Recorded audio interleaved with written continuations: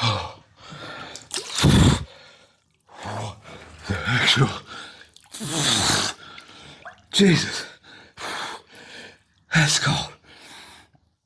Today's ice bath is brought to you by 3.8 degrees Celsius. Very cold. Today I'm going to talk about a game of cricket that was played in Lithgow at the Watford Oval back in 1991. The teams were Lithgow High School and Forbes High School. Lithgow High School was represented by myself. I believe I was the captain of the side. And there was a few other players. I won't name any names yet because I'm trying to contact everybody and do a proper podcast about this. If they're interested, they may not be. But anyway, long story short is it was a cheating scandal that wasn't intended.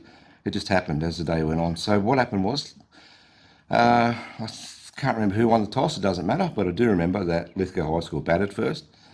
And we were a decent side. However, this day we failed miserably. We were bowled out for like 54 runs or something like that. Please don't quote the figures. I wish I had the scorecard, but I don't. Scorebook, but I don't. So 54, miserable effort by the Lithgow High School boys. And the Forbes side started batting before lunch to chase the runs down. And they were doing pretty well. I don't even know if they lost a wicket. They might have lost 1 or 2 wickets before lunch. But either way, they were well and truly on target to win this game easily.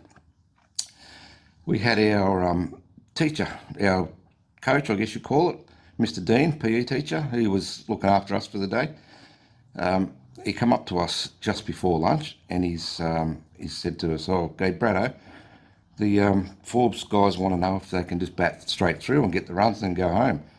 Because Forbes is a good 3 hours from Lithgow back in those days. I'm not quite sure these days how far away it is. Wouldn't be much shorter, but 3 hour trip. It was a big trip. And they only needed a few runs to win the game. And I looked at the other boys and we made a decision that we couldn't do it. We just couldn't go against the tradition of cricket. This is our story anyway to Mr. Dean. We can't really do that, Mr. Dean. That's not how you act in cricket. You've got to take your breaks when they come on. We just didn't want to go back to school because if they'd have got the runs before lunch, we were heading back to school for the rest of the day. So we've denied them the opportunity to score the runs and go home early. For selfish reasons, we didn't want to go back to school. So we headed over to the Charcoal Chicken across the road to get our $2 chips with chicken salt for lunch. And we got over there, we were waiting for the chips to cook, and Charcoal Chicken back then had a few shelves that they sold general purpose stuff, like toilet paper and spreads and stuff, like a mini IGA, I guess you could call it these days, to compare it. And I had the game ball in my pocket, and we went up the back and we waiting for the chips. We didn't intend this. We just saw Mr. Sheen, a tin of Mr. Sheen sitting on the shelf ready to be sold.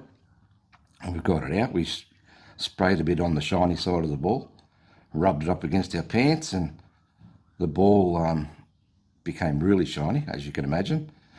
If those familiar with cricket, if you shine the shiny side and keep the rough side a bit rougher, then that aids the swinging of the ball. Anyway, so we've done that. We've had our chips. We went back out.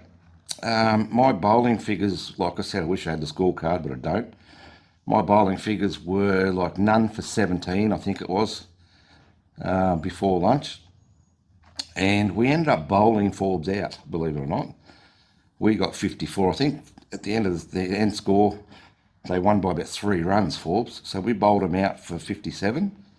The ball was swinging like I don't know, crazy. My first ball after lunch was a wide because it swung that much anyway. Quickly gained control of the ball and we bowled this side out. And for years and years and years, I talked about this story, and I finally got the courage to message Mr. Dean about it a couple of years ago. And in order to try and talk about it on the podcast, and I asked him, was he familiar? I said, "I'm not proud of this, Mr. Dean, but are you familiar with the fact that we may have ball tampered this day?" And I think he said he might have roughly heard a story about something going on. But it was a massive effort from us guys, even though it was cheating. I'm trying to get the boys together. I found a bloke from Forbes. I've reached out to him and hopefully he reads the message and gets in touch, and we might be able to get a bit of a Zoom happening and talk about the whole day. But It was the best ball tampering cheat I've ever done in my life. Not that I cheated as a cricketer, or any of us did, and none of us planned it. Mr. Dean knew nothing about it. It was just us being clowns, not wanting to go back to school after getting smashed before lunch in a game of cricket.